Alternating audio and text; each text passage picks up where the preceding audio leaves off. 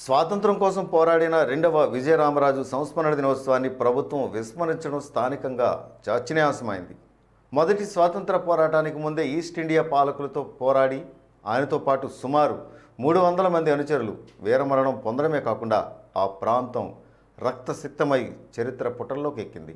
ఇక వీరమరణం పొందిన రెండవ విజయరామరాజును అక్కడే సమాధి చేయడంతో ప్రతి ఏటా ఆయన సమాధి వద్ద సంస్మరణ దినోత్సవాన్ని జరుపుకోవడం అనాదిగా వస్తోంది.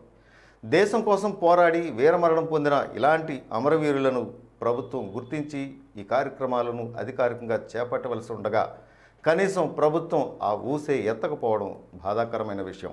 ఇక పాలకులు సైతం ఈ కార్యక్రమం పట్ల శ్రద్ధ చూపడం లేదంటూ పలువురు విమర్శల వర్షం కురిపిస్తున్నారు.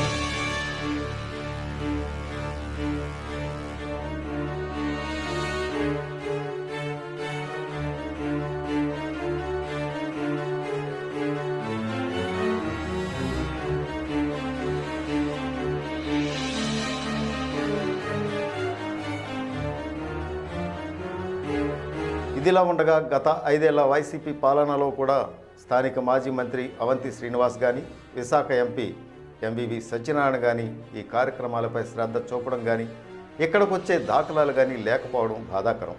కాగా ఈ ఏడాది నూతనంగా ఏర్పడిన కూటమి ప్రభుత్వం కూడా ఆయన సంస్మరణ దినోత్సవాన్ని విస్మరించడం పలు విమర్శలకు దారితీసింది. తాజాగా బుధవారం నాడు రెండవ విజయరామరాజు 231వ సంస్మరణ దినోత్సవాన్ని కూడా స్థానిక టీడీపీ నాయకులు మొక్కుబడిగా నిర్వహించడం నిలువెత్తు నిదర్శనంగా నిలిచింది. మరోవైపు ప్రతి ఏటా పర్యాటక శాఖ ఆధ్వర్యంలో అట్టహాసంగా నిర్వహించే విప్లవ వీరుడు అల్లూరి జయంతి వేడుకలను కూడా ఈ ఏడాది అంతంత మాత్రంగా జరిపించడం పలు అనుమానాలకు ఆద్యం పోసింది. ఎవరు వద్దన్నా ఎవరు రాకున్నా పాండ్రంకి గ్రామానికి చెందిన మాజీ మంత్రి అప్పల నరసింహరాజు తన అనునయంతో ఈసారి కూడా పోరాట యోధుని సమాధి వద్ద ఘన నివాళులర్పించారు.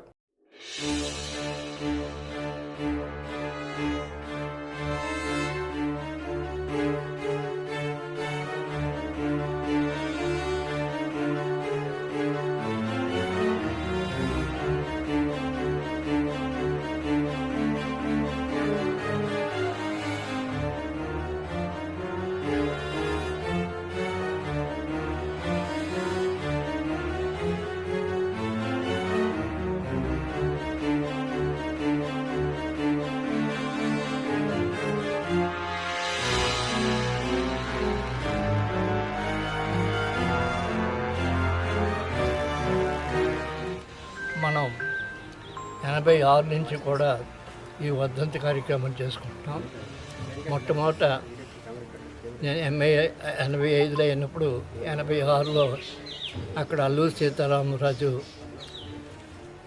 జూలై 4th జయంతిని కృష్ణకాంత్ గారిని తీసుకొచ్చి చేయించాను. అప్పటి నుంచి అక్కడ కంటిన్యూ చేస్తున్నాం. అలాగే పివిజి రాజు గారు ఉన్నప్పుడు ఆయన దగ్గరికి వెళ్ళి ఈ పద్మనాభ యుద్ధం గురించి పుస్తకం అది తీసుకెళ్ళి చూపించి చెప్తే వస్తాను బాబు అని చెప్పి పివిజి రాజు గారు, ఆయనతో పాటు మూర్తి గారు,